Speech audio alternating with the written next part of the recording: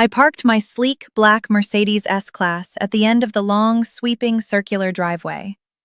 My heels crunched rhythmically against the expensive imported gravel as I walked up the bluestone steps to the massive custom oak front doors. I was wearing a tailored camel-hair coat over a sharp charcoal suit. In my right hand, I held a single black leather portfolio. I didn't bother looking for a doorbell. I raised my fist and knocked, 3 heavy, authoritative strikes. Through the frosted glass side panels, I saw a figure approaching. The door swung open, and there stood Margaret, my ex-mother-in-law. She was wearing her signature Perla silk robe, her hair perfectly blown out despite the early hour.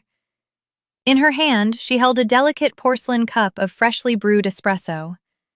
When she saw me, her perfectly lifted face contorted. The haughty, arrogant smile she usually wore instantly dropped into a mask of pure, unfiltered confusion. She opened her mouth to speak, probably to ask how the hell I got past the neighborhood security gate. I didn't give her the chance. I opened the leather portfolio, pulled out a Act I thick stack of legal documents stamped by the county clerk, and held them out to her. "Good morning, Margaret," I said, my voice as calm and cold as the winter air. "I am the CEO of Ironclad Holdings. I am also your new landlord. I've brought your new lease agreement. You have exactly 24 hours to sign it and accept my terms, or the county sheriff will be here tomorrow morning to physically escort you and your belongings off my property." I want you to freeze the frame right there. Look closely at her eyes. Look at the exact second her brain registers my face, my coat, and the devastating legal document in my hand. Watch the physical reaction. Her perfectly manicured hands begin to tremble so violently that the hot espresso sloshes over the rim of the porcelain cup, burning her fingers and staining her expensive silk slippers. She doesn't even feel the heat. That look of absolute, soul-crushing terror? That is the look of an arrogant, narcissistic woman who just realized that the trash she threw into her basement 7 years ago now holds the legal deed to the roof over her head. But to understand how I legally, quietly, and ruthlessly seized my abusive in-laws' generational home, we need to rewind. Before I take you back to the beginning of this nightmare, please take a quick second to hit the like button and subscribe to the channel, but only if you believe that karma is best served ice-cold and legally binding. Also, drop a comment down below and let me know, where in the world are you watching from right now, and what time is it there? I read every single one. Now, let me tell you how I became the architect of my ex-family's ruin. My name is Sarah. 8 years ago, I made the biggest mistake of my life. I married a coward. His name was Mark. When we met, Mark seemed like the perfect catch. He was a junior financial analyst, charming, well-spoken, and came from a good family. I, on the other hand, was the daughter of a mechanic and a public school teacher. I was working 2 jobs just to put myself through night school for my business degree. I thought Mark's polished exterior meant stability. I didn't realize it was just a fragile shell hiding a spineless mama's boy.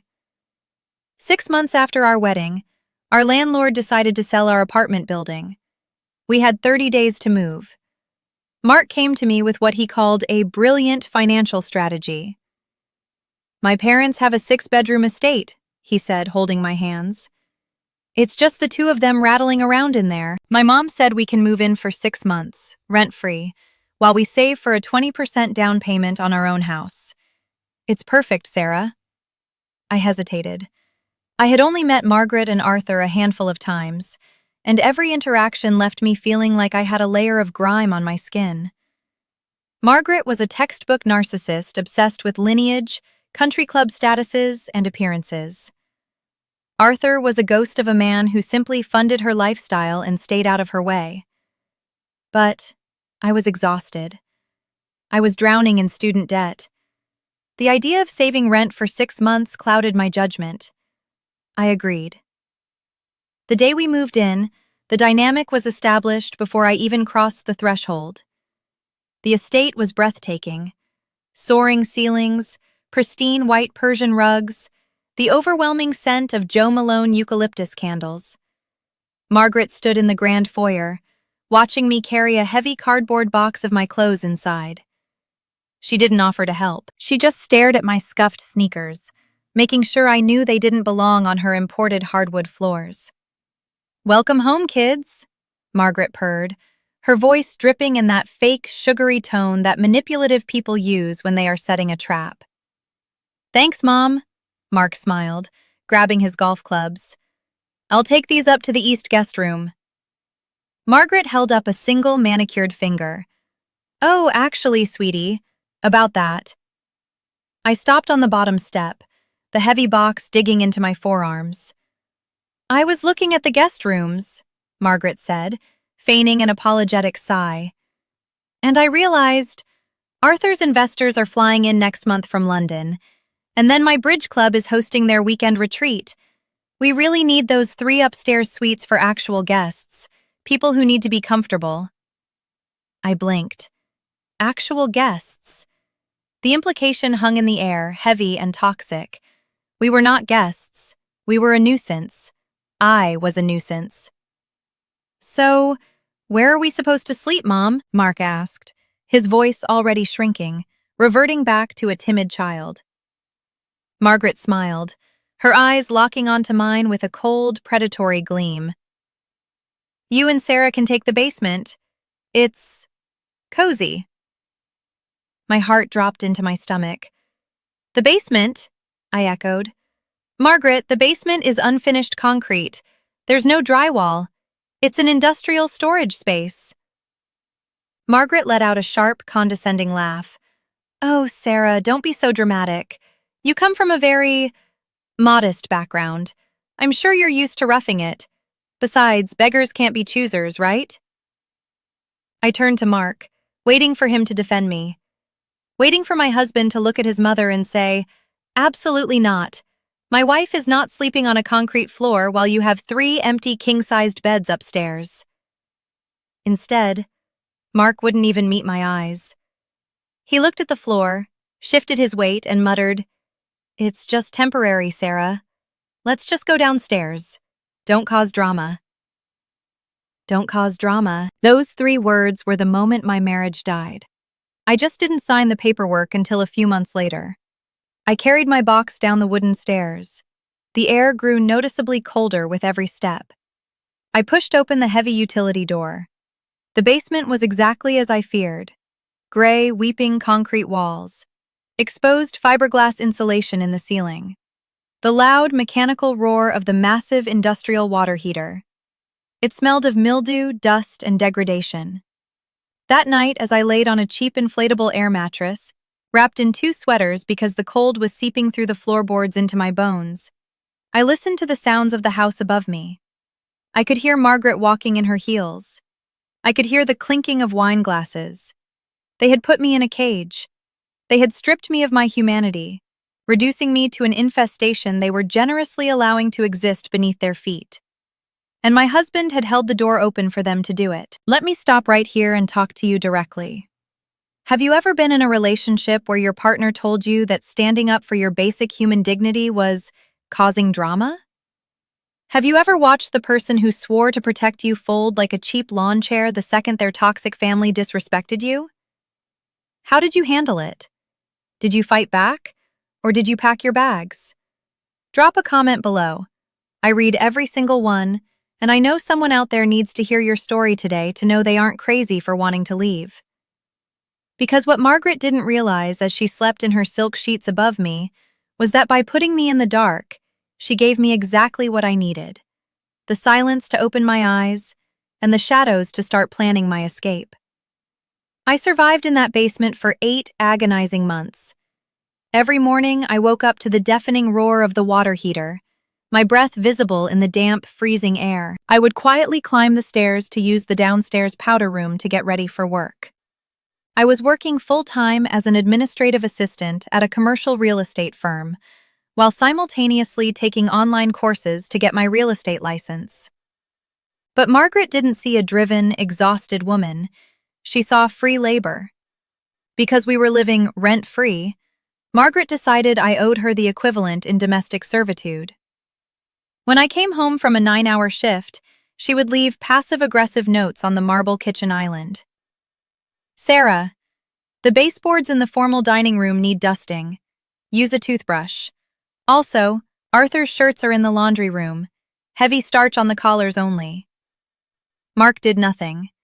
He spent his evenings drinking scotch in his father's study, complaining about how stressful his junior analyst job was, completely blind to the fact that his wife was scrubbing his mother's toilets just to keep a roof over her head.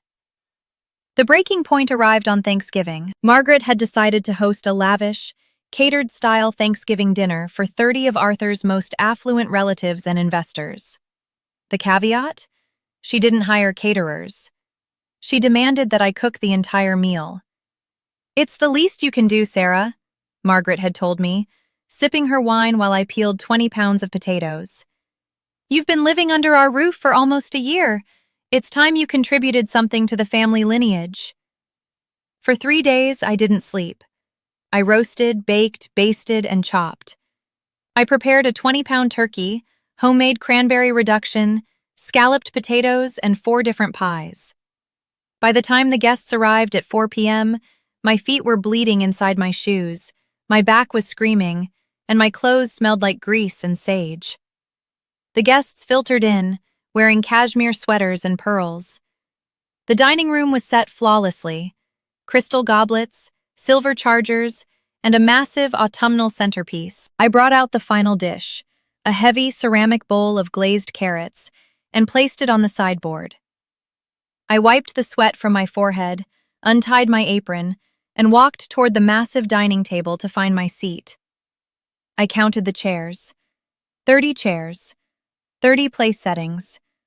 31 people were in the house. I stood frozen near the doorway. Mark was already seated, laughing with a cousin, a glass of expensive Pinot Noir in his hand. He didn't even look up to see if I was joining them. Margaret noticed me standing there. The room grew quiet as conversations paused.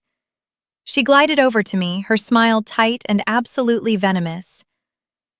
"Oh, Sarah, honey," she said loudly, making sure the entire table, including Arthur's wealthy investors, could hear her.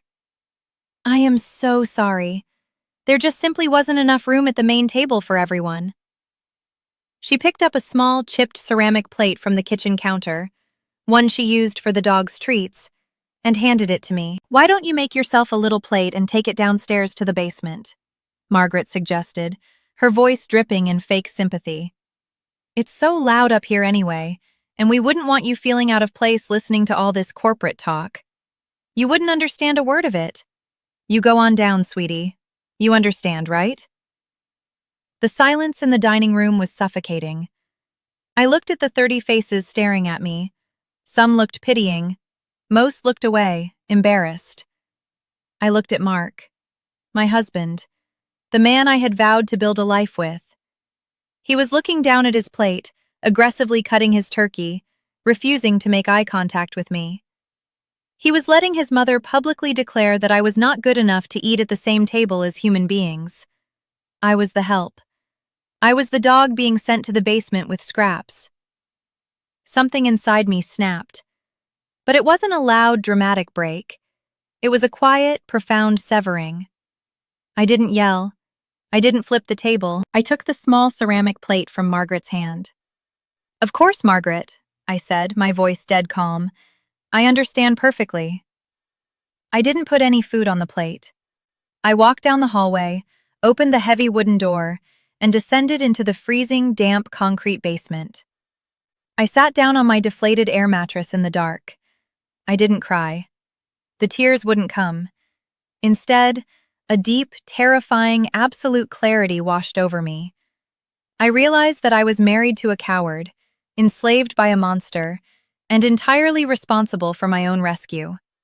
No one was coming to save me. I had to build my own ladder out of this hell. I sat in the dark and stopped hoping things would change. I started planning how I would leave. I packed my bags the very next morning before the sun even rose. I fit my entire life into 2 duffel bags. I left my wedding ring on the cold concrete floor. When I walked upstairs, Mark was in the kitchen, hungover, drinking coffee. When he saw my bags, His face went pale. "Sarah, what are you doing? You can't just leave," he stammered, grabbing my arm. "Mom didn't mean anything by it. You're overreacting. Stop acting crazy." I looked at his hand on my arm until he let go. "I'm not crazy, Mark. I'm just finally awake. Have a nice life in your mother's house." Margaret walked into the kitchen, wearing her silk robe, an amused smirk playing on her lips. "Let her go, Mark," she sneered. "She's just a gold digger who realized she couldn't hack it in high society. She'll be back begging when she realizes she has nothing." I walked out the front door into the freezing morning air, clutching my 2 bags, and I never looked back. I didn't fight for alimony. I didn't demand a settlement. I wanted a clean, fast break. The divorce was finalized in 4 months. I walked away with exactly what I brought into the marriage: my dignity, my work ethic, and $2,000 in a checking account. What followed were 7 years of brutal, silent, agonizing grind. I rented a tiny, 300-square-foot studio apartment in a bad part of town. I slept on a mattress on the floor. I ate ramen noodles and peanut butter sandwiches. Every single dime I made went toward my education and my licensing. I passed my real estate exam. Then, I passed my broker's exam. I didn't want to sell residential houses. I wanted the blood and guts of commercial real estate. I started working 80-hour weeks for a massive investment firm, learning how the ultra-wealthy acquired distressed assets, navigated foreclosures, and manipulated the market. I was ruthless. I was hungry. I remembered the cold concrete of Margaret's basement every time I felt tired. It was my fuel. Within 3 years, I had saved enough to flip my first small, distressed commercial property. I bought a rundown laundromat, renovated it, and sold it for a $40,000 profit. I took that profit and bought a small strip mall, then a multifamily apartment building. In year 5, I founded my own LLC, Ironclad Holdings. I made sure my name was buried under layers of corporate anonymity. By year 7, I wasn't buying ramen anymore. I was wearing tailored Armani suits. I was driving a Mercedes S-Class. I was commanding boardrooms full of men who looked exactly like Arthur's wealthy investors. And I was negotiating deals worth tens of millions of dollars. I was untouchable, wealthy, and completely off the grid from my past. I never checked up on Mark or Margaret.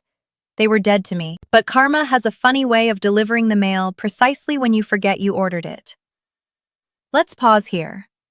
I spent 7 years building an empire out of pure, concentrated spite and survival instinct. Have you ever channeled the pain of a toxic relationship or a massive betrayal into your own success? Have you ever used the darkest moment of your life as the fuel to build something incredible? Tell me about your silent grind in the comments. How did you climb out of the basement they tried to keep you in? Now, let me tell you what happens when the people who threw you away suddenly find themselves standing on the auction block, waiting for a savior who turns out to be their worst nightmare. While I was building Ironclad Holdings brick by agonizing brick, the gilded cage I had escaped from was slowly rotting from the inside out. I didn't seek out the information, but in high-level real estate, news of a major foreclosure travels through broker networks like wildfire. When the whispers started, I paid attention. Behind the Joe Malone candles, the tailored suits, and the country club memberships, Arthur was drowning. Margaret's obsession with appearances, the European vacations, the luxury cars, the massive catered parties, required an endless stream of cash. But Arthur's investment firm had taken a massive hit during a market correction. Instead of downsizing, Arthur panicked. He began making terrible, desperate gambles on highly speculative stock options, trying to maintain the illusion of their immense wealth. When the margin calls came due, Arthur didn't have the liquidity. So he did the only thing he could. He quietly took out a massive second mortgage on the generational family estate, leveraging the very roof over their heads to cover his bad bets. He lost. The bank doesn't care about your country club lineage. They don't care about your silk robes. When the payments stopped coming, the bank initiated foreclosure proceedings. And Mark? Mark, the golden boy who was supposed to be a financial whiz, had been fired from his junior analyst position 3 years prior for chronic absenteeism and a severe drinking problem. He was broke, single, and had moved back into one of Margaret's pristine upstairs guest rooms. The three of them were sitting in a $2.5 million mansion with no electricity in the East Wing because they couldn't afford the utility bill. The house was officially seized by the bank in late October. Because of the size and value of the debt, the bank opted for a private, expedited commercial foreclosure auction rather than a public county sale. I was sitting in my corner office, looking out over the Boston Harbor, when my lead acquisition agent, David, walked in and placed a thick, leather-bound dossier on my desk. "Sarah, we just got the new list of distressed, high-value properties hitting the private auction block next week," David said, tapping the folder. "There's a prime colonial estate in Westport, Connecticut. Massive lot, excellent bones. The current owners severely over-leveraged it. The bank just wants to unload the toxic debt fast. We could probably acquire it for 60 cents on the dollar." I opened the dossier. I stared at the glossy aerial photograph of the estate. I traced the sweeping circular driveway. I looked at the grand, custom oak front doors. And then, my eyes locked onto the address printed at the top of the page. My heart stopped. The air left my lungs. It was the house. Margaret and Arthur's house. The house with the freezing, damp concrete basement. I sat back in my leather chair, staring at the address for what felt like an eternity. The silence in my office was absolute. "David," I said, my voice eerily calm, "I want this property. I want it under Ironclad Holdings. Do not use my name on any of the preliminary bidding documents. Total corporate anonymity." David nodded, sensing the intensity in my voice. "Understood. What's our maximum bid?" "Whatever it takes," I replied. "But start low. The bank is desperate. Let's make them bleed for it." I did not attend the auction myself. Doing so would have tipped my hand. Instead, I sent my sharpest corporate litigation lawyer, a man named Sterling, who looked like he chewed glass for breakfast. He represented Ironclad Holdings LLC at the closed-door bank auction. Margaret and Arthur were permitted to attend the auction as observers. It's a cruel formality of the foreclosure process, watching strangers bid on the carcass of your life. Sterling later told me how they looked. Arthur looked gray, hollow, and decades older.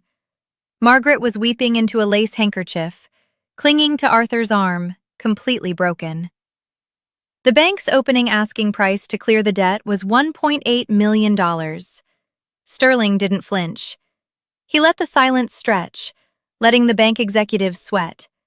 Then, he offered an insulting, aggressive, all-cash bid, $1.4 million, because the bank wanted the toxic asset off their books before the fiscal quarter ended, and because an all-cash offer meant zero financing contingencies, they accepted.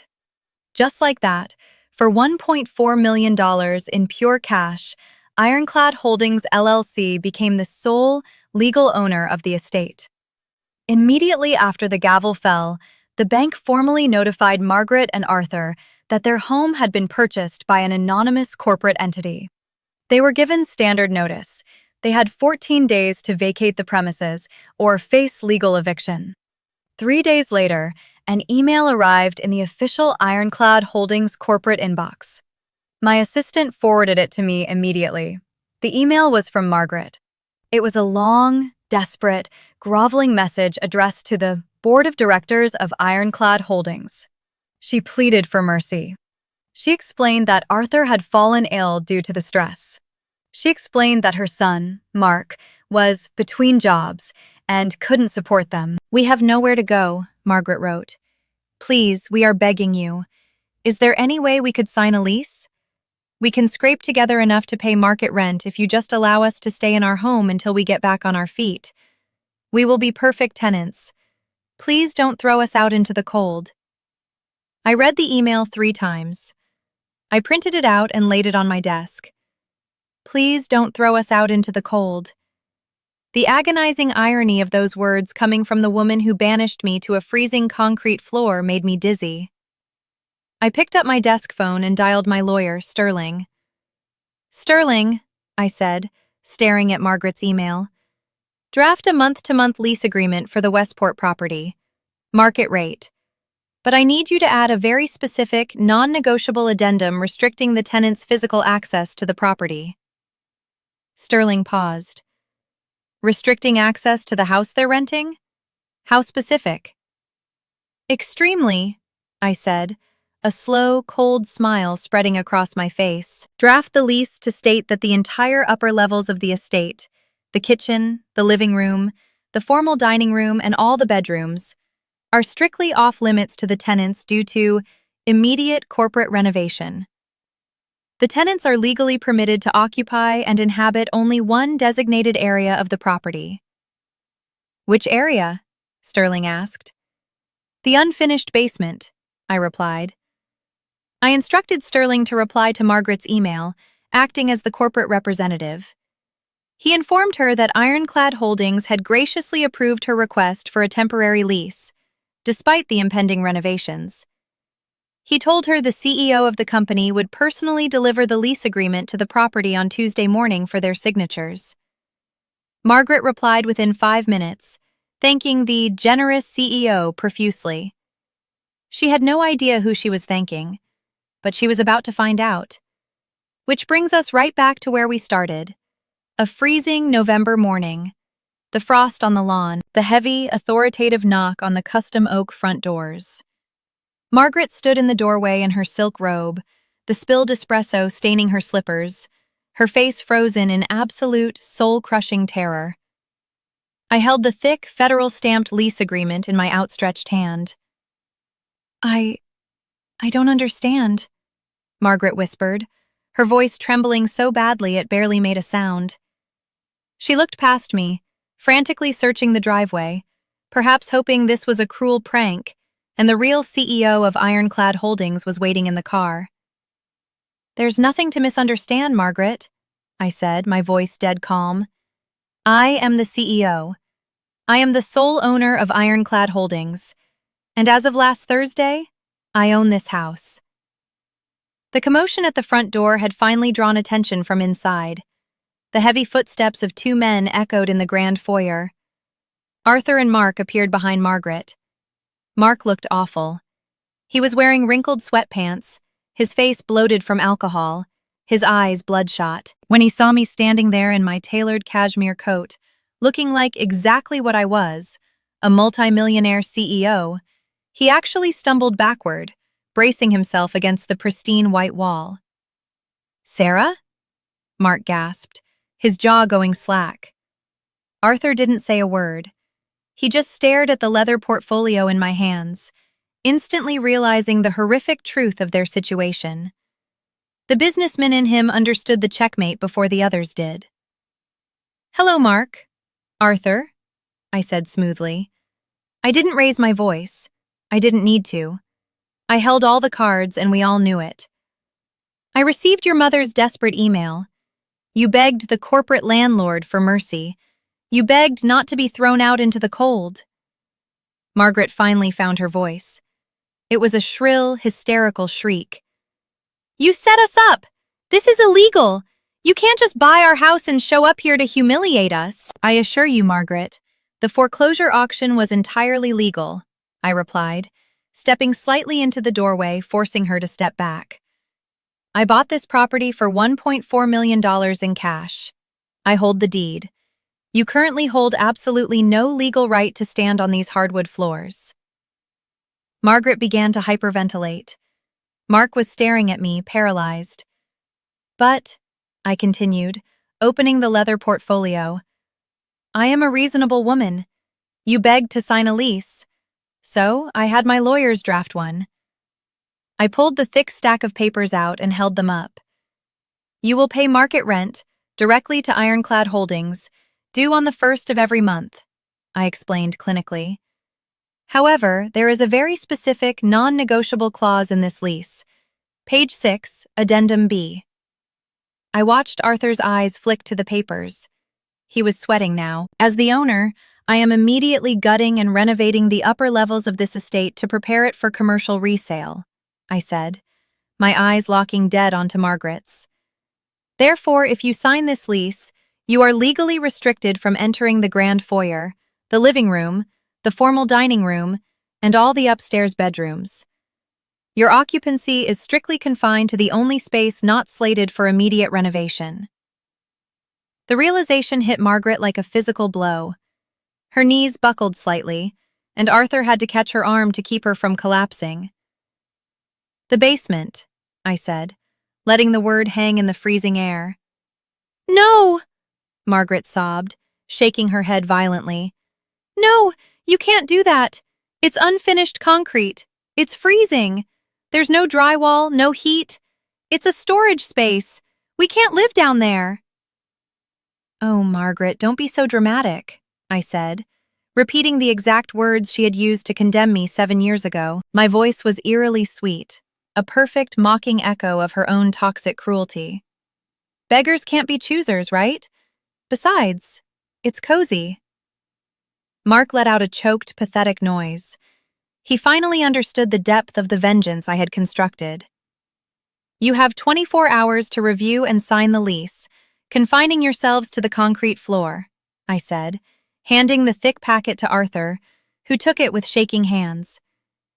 If you refuse, or if the lease is not signed by 8 a.m. tomorrow, the county sheriff will be here to physically remove you and your belongings from the premises. The choice is yours. I turned my back on them.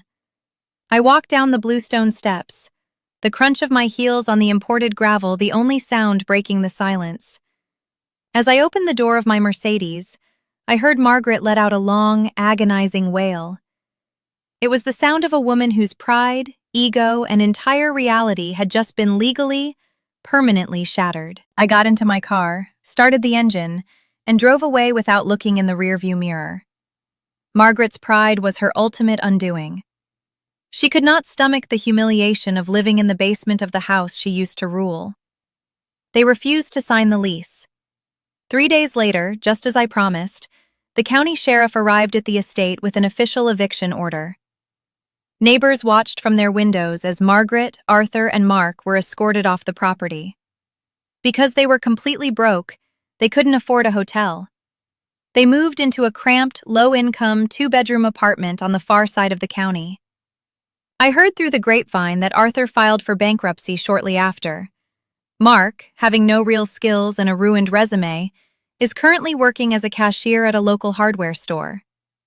Margaret rarely leaves the apartment.